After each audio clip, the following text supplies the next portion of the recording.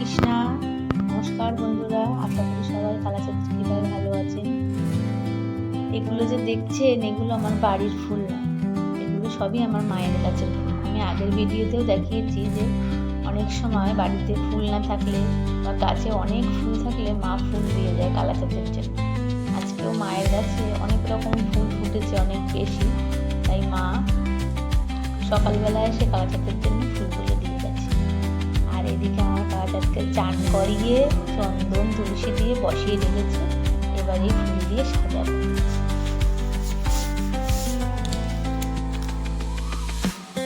বেশি রকমের শিউলি বা টগর ছিল না, তাই কালাচাঁদের জন্য মালা গাঁথতে পারিনি।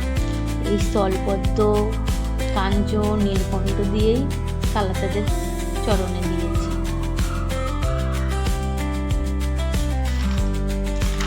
সকালবেলা উঠে ভগবানকে সাজিয়ে সে জল বাতাসা হোক বা দুটো ফুল হোক দিয়ে সকাল সকাল ভগবানকে সেবা দিয়ে দিলেই মনটা তৃপ্তি যাবে। আসলে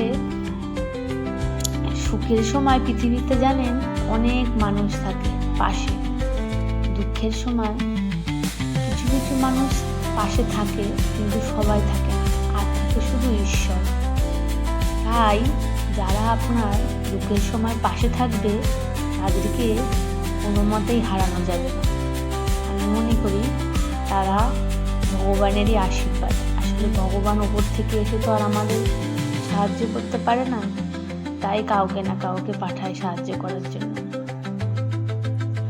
আর মানুষ দেখবেন সুখ পেলে ভগবানের কথা ভুলেই যায়, আবার দুঃখের সময় দৌড়ে আসে ঠাকুরের কাছে।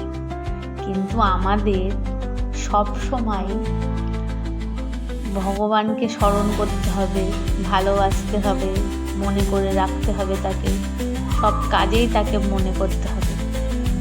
তাইলে সুখের সময় বলুন, দুঃখের সময় বলুন, সব সময় উনি পাশে থাকবেন।